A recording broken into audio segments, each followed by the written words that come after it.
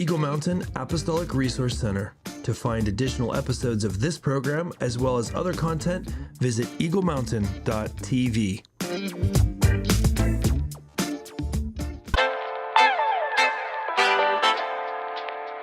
This program is about stewarding the word God has given. It's about putting apostolic feet to prophetic hope. It's our mission to purposefully equip the world to transform their regions with God's love. We want to create an atmosphere of divine influence to the nations by walking in the power of His Holy Spirit with the faith that shapes the future. Welcome to Inside the Ark. Hey everyone, welcome to Inside the Ark. My name is Chris Behnke. I'm here with Bobby and Becky Haaby, and we are diving into in this show. We have the privilege of digging into these these various messages, and it is really awesome. Yeah, I love this thing. I know. I love it because a lot of times I think that we hear different things from the Lord as we're listening to the message that you're giving or something like this, and then we don't know. Well, I don't know what you're hearing, but in this, we really get to dig into it. So we're digging into a message, Bobby, that you gave called Living in Alignment, and I'm pumped to get into it. So when we think of alignment, I think a lot of times that can mean a lot of things to different people. Jason was just saying how he was thinking that immediately meant cars, but his wife was saying, no, that's like shooting arrows. And so just lay it out for us. Living in alignment, when we think about alignment, what are you referring to in this particular context? Yeah. God said in Acts chapter 17 that He created the time in which we should live, the family into which we were born, actually where we live. And that means God's specific about who we are.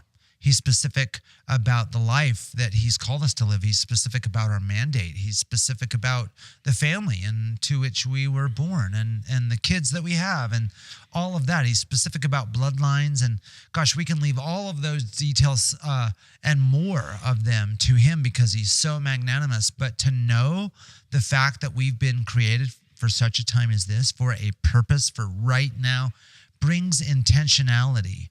And when we understand that and begin to partner with it, we have a better opportunity to come into alignment with it.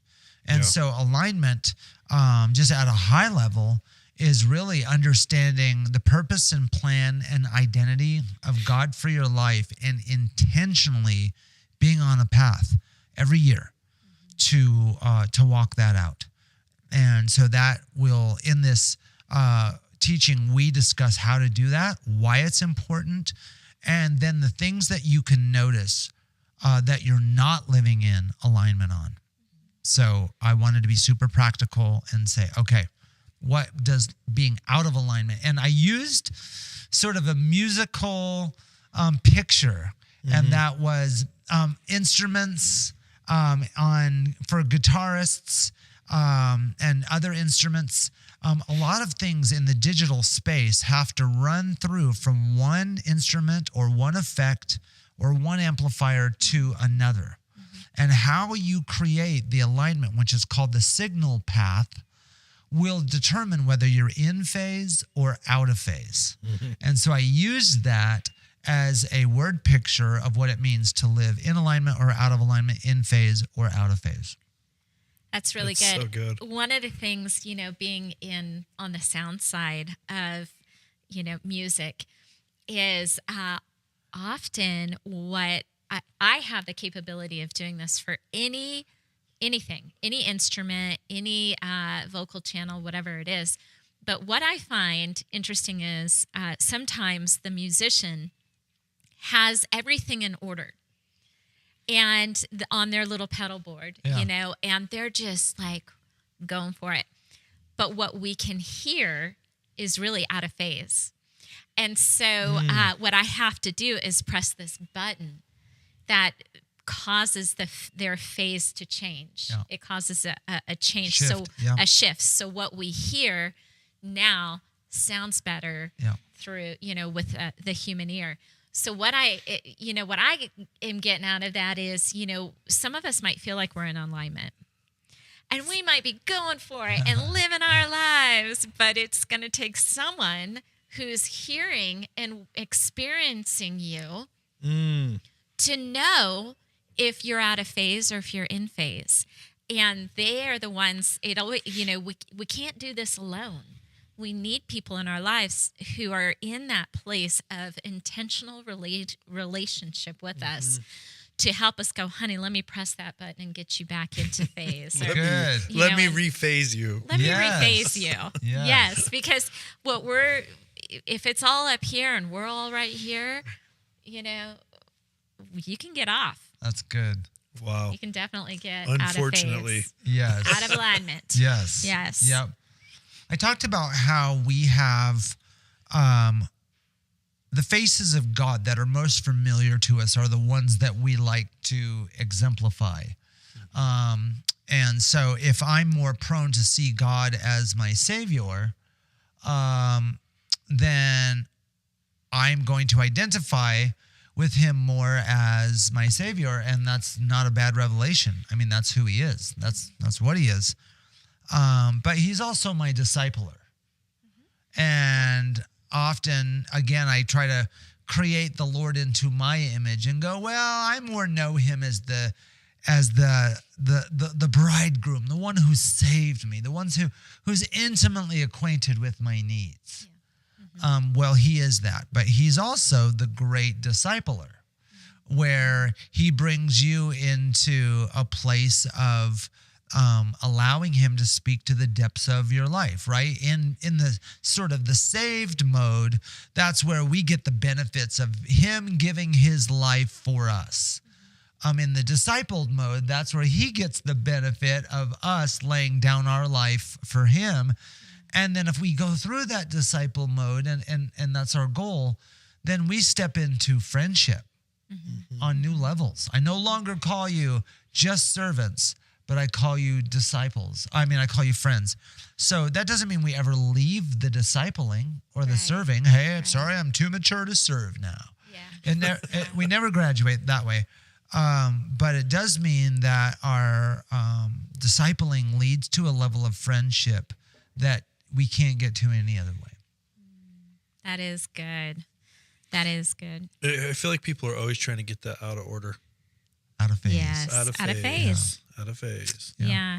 Yeah. Well, and you actually in the message you go into like, how do you know if you're in phase? And you give us some questions to ask ourselves. But I propose that we should ask other people these questions. Nice. So that we aren't stuck to, the good You mean self-tell. about ourselves? Yes, about ourselves. Yes. Because Chris, you're gonna, if you love me like you should as a brother, you're gonna tell me, honey, you're out of phase in this area, or that's faulty thinking, and you go through all of those to talk about, those areas that we can, we can ask that question to. But one of the things that you had just talked about was the revelation of Jesus. So is this true, guys? You tell me if you believe this. Is it true that in certain phases of your life, when you're first saved, there's an alignment that's happening and a freedom that's coming and an alignment with the kingdom culture that's going on? You're reborn, so everything you knew that was concrete within your belief system is now gone. That's the rebirthing. You are now a spiritual being, a totally new creation. And in that phase, in that stage, you have the revelation of the bridegroom. You know the bridegroom, you have the revelation of him. He's alongside of you. He's caring, he's nurturing, he's, for you. And then all of a sudden, he's like, okay, it's time to grow. Come on, people, let's grow. And he starts talking to you about some things that when you were first saved, you were still doing. But he's like, that does not work for you anymore. Yeah. Because that was there because of this, this, this, and this. And Right. now you have freedom, and you don't need to have that as a part of your life because you've got my freedom. Yeah. And so that's like that discipling that you're talking about. But do you guys feel that? Do you feel like, that what was good in my relationship with God as the bridegroom in my life, what was happening, is no longer okay because now we're in this discipleship stage. Totally. Yeah. So when you're talking about that, it reminds me of flying lessons. Yeah. So like when you're learning to fly, you start with an instructor. And when you're first learning to land, landing is the thing that's difficult. Everything else is easy. Landing is the thing that's difficult. So when you're first learning to land, first the instructor does it. And it just boom, and it seems perfect. And then he's like, okay, now you do it. So then you go in, and it's like kind of a nightmare, but you get on the ground safely.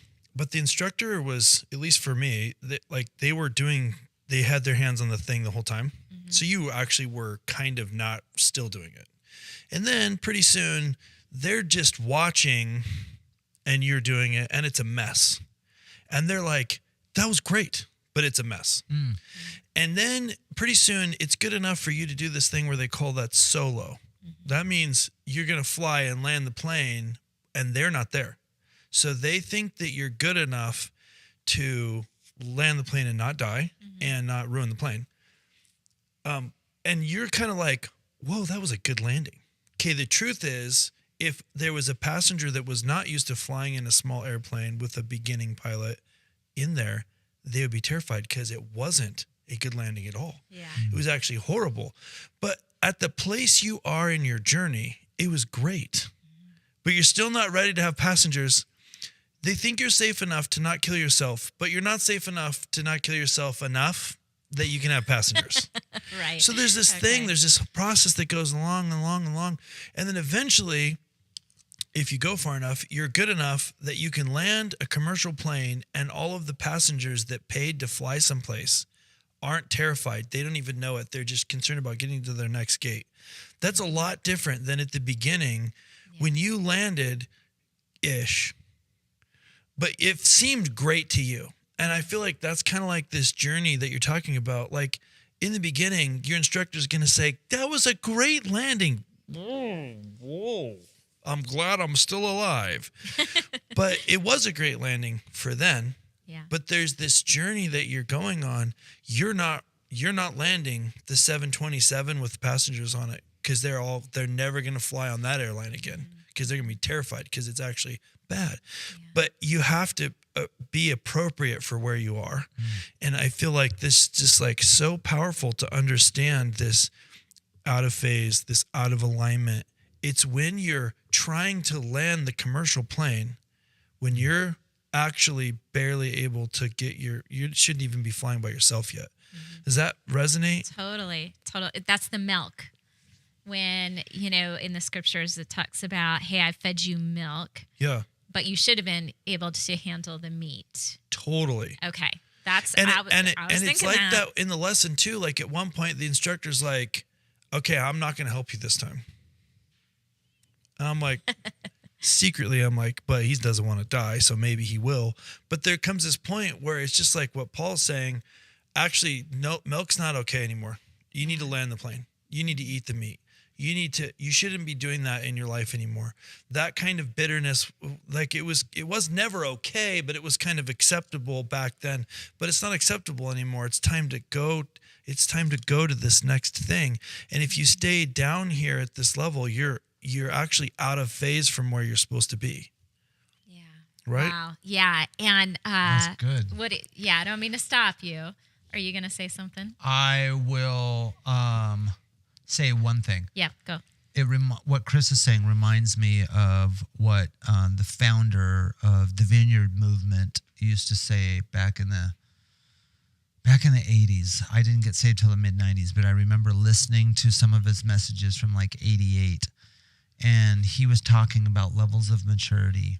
And he said, what you can get away with in the outer court will get you killed in the Holy of Holies. Wow. Toasted. Okay, same thing. Put a rope on your ankle because that'll get to work in this next season. Exactly. Yeah. So when you go beyond the veil, what you used to be able to get away with immaturity. Wow. So that's just called maturity. That's not a weird God. That's not religious. That's just called growing up. Wow. Paul said, when I was a young child. I spoke as a child, and now I'm grown. Yeah. And I think on mature things. I grow into it. So I love the concept of the Lord realigning us and bringing us into in phase to the current season. That's part of, not walking in yesterday's anointing, like stale bread, right? From 20, 30 years ago. Why aren't we having new encounters today? So, yeah. That's really good. Okay, this is how I'm envisioning this out of phase as well. When you're out of alignment or out of phase, I think dimensionally. So dimensionally, if you're out of phase, then there are tangible things that you no longer, like your hand would just swipe through this, or you couldn't say, couldn't like touch somebody because you're out of phase in the dimension that they're in. And if you're out of alignment and you're in this, you're wanting to remain in the milk season, right? Then when God's calling you to the meat season, you're out of touch with what's happening and what's really going on. So even how you perceive things becomes off because you're out of phase. Oh, very good. But just like you said, Becky, if there isn't somebody and you're not paying attention, you won't know. Right. That's the thing. That is so true. Yeah. That's the reason why we need each other, people. Absolutely. Like not just to encourage. I'm sorry. Not just to encourage, and you're doing it. And I love cheerleaders. Don't get me wrong, but I love authentic friends. Totally. More. So absolutely. No, back to your point, right? You said, hey, the musician on stage is never going to know if he's out of phase. That's true. It requires the sound tech to go, hey, I don't know if you can hear that or not, but I can. And I'm going to help. Yes. And that's the point. It is. For people helping. So here's some questions to help, whether you're in phase or out of phase. Number one, what do you think about the most? Yeah. Ask yourself that. Am I in phase? What do I think about the most? Is it what the Lord's called you to? Is it what you're becoming? Like, how do I know? Well, just go right to your thought life. Your thought life it's like opening your checkbook register. It will tell you what you focus on the most. So the question literally is, what do you think about? The second one is, what or who do I talk about?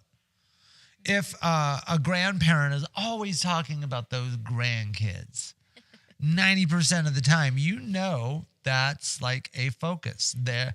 I'm not saying that's out of alignment for their season. As a grandparent, that might be your alignment. But it's telling. It is telling. Yes. And that's the thing. So just don't do this, don't let the unique pass by the simple. Ask yourself, what do I think about the most? Ooh, that's good. I think also in the message you talked about tests.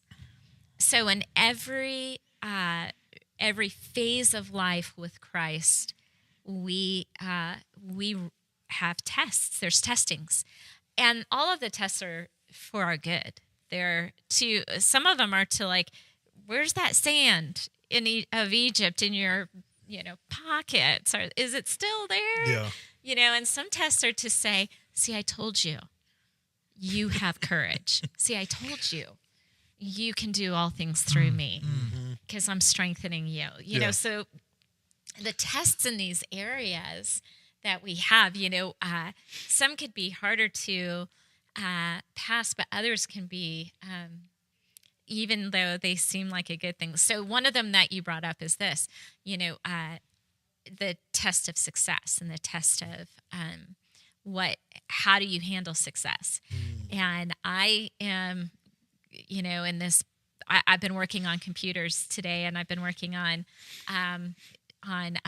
Glory Light Transformation Center. So if you don't know what Glory Light Transformation Center is, you need to go check it out on our website. You can find it under resources on our website. So there you go. Or even on the homepage. But it's all about freedom. Yeah. It's living a free life. And but so many people think that and have this understanding I had this understanding, when, oh my goodness, like as a kid, I was like, freedom, it means I can do anything I want. I can eat anything I want. I can stay out as long as I want. And I think God had a mother who was highly prophetic and didn't know it. And she literally would walk in my room and say, okay, so this is what you're planning to do. And this is how you're doing it. And this is what you're going to do. So you're not going to do any of that. And I'm just like, what? And, but she always knew. And I came to this conclusion. It's pointless to try to do things that would feed my soul, but not feed my spirit and my body. I needed those boundaries. So freedom actually means you have liberty to walk within the bounds that God has designed for your life. That's one of the definitions I hold fast to for freedom. And so, in this, the test of freedom is one of the things that you actually, in this message, you mention is how do you stay in alignment with God when these tests are coming, and you stay in alignment with what phase He has you in. Man. So, do you guys have anything to say? That was like a long little rant. Oh no, I love it. Did you guys have anything to say on that? Like, Bobby does. Let's think of these tests, people, because all of you are getting tested. Yeah, that's one thing that's universally true for sure. Yes. Everyone's going through something, good or bad, and there's a test in it. And what do you have to say? Well, I love what our friend Chris Valentin says, that after the test comes your Monet. What is Monet? And that's how you get a testimony. Okay. You can't have a Monet without a test. I was right. like, And so I something similar that I used to say as well. After the testing comes your blessing. Yeah. And so this is people think a test is to expose your weakness because that's who God is. Yeah. And a test I'll reveal this heathen Gentile dog. Yes, exactly.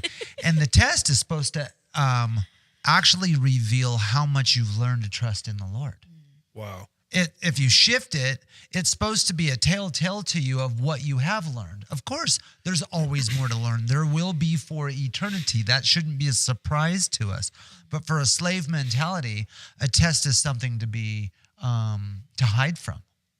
When that was never the design. The test was supposed to show throughout even Israel's history where God was for them with an outstretched arm and a strong right hand. So I just feel like, gosh, those are the moments where whatever you focus on gets your attention. You know what I mean? Yeah. And so if we are focused on, wait a minute, God's doing something to show me how far I've come. This is amazing. Then I'll have a much better time staying in alignment to what He's doing. But when I start seeing the test as a revealing of my weakness, the first thing I'm going to want to do is pull an Adam and hide. Yeah. So then I think it would be fair to say that the testing is actually meant to show how much you're in alignment with the Lord and the phase that He has you in. Yeah.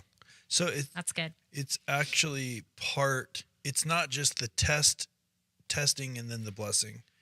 It's actually part of the blessing. It just doesn't feel like it. That's a good way to say it. Yeah. As a part of it.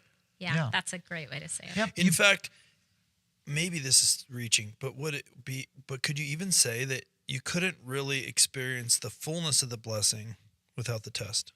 Ooh. Because here's what I'm thinking. There's this place in Yosemite that's incredible. It's called Clouds Rest. And Clouds Rest is actually about 500 feet above, what's the one? El Capitan? No, the one that Half Dome. It's very dangerous, but people do it anyway. You go up it, you got to get a permit. It's actually above it. It actually looks down on Half Dome. Half Dome's the famous one. And I went to go climb Half Dome. You have to get a permit. We didn't get the permit. Uh-oh. Then you do a lottery, and then we didn't get the lottery. So we decided to do Clouds Rest instead. Now there's two ways to get to Clouds Rest. One way is 27 miles from the floor. Whoa.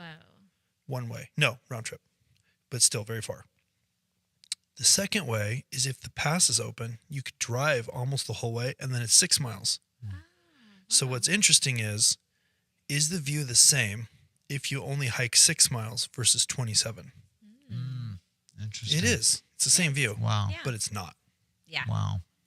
Because like the view after 27 miles is just better. Wow. Yeah. That's awesome. I mean, it's the same All view, that. right? Yeah. But Hard it's work not. to get there. Yeah. It's So hard like work, the yeah. blessing isn't as powerful. I mean, I don't even know if I agree with what I'm saying, but I feel like that it's just not the same if you don't have to go through the money's not the same without the test. Yeah. No, There it's you go. not. There you go. It's the same thing when you look in the eyes of somebody that you've traveled through hard things with. Yeah. When you look at your spouse, when you look at a business partner, something that you're like, gosh, I don't just love you because we're doing great things together. I love you because we have walked through time, obstacles, and all of that. It's just way, way better. Yeah. It's like how much better food tastes if you're fasting. It's just one of those. You mean after you're done yes, fasting? once you've- not yes. while you're fasting. Yes. You're done. Yeah. It's just Good. that same thing, I think, as Yeah. we're all talking about it. And I feel like the encouragement is to, if I'm in alignment with my season, I'll see it as a blessing. Yeah. That's Right. good. I'll be like, okay, Lord, thank you for this season. Thank you for this time. And I'm happy to align myself to it, because you will feel tension in your body when you're not aligned to your season. Wow. That's Very cool. amazing. And likewise, you'll feel joy. You won't even know why. Yeah. And it's because Yeah. you are aligned to your season, even if your season is not going amazingly well right now. Yeah. If you're aligned to it, you will feel joy. Right. Wow. Because it's not contingent to what's happening. It's contingent to alignment. Wow. I feel like this is universally applicable, because there's nobody that, like, people are in all kinds of different seasons. Every person that's listening to this is in a different situation. And if what you're saying is so powerful, because if we can ensure that we're in alignment with what the Lord is doing in that season, then we're going to experience joy. We're going to actually come out with a testimony. We're going to actually come out where God wants us to come out. Yeah.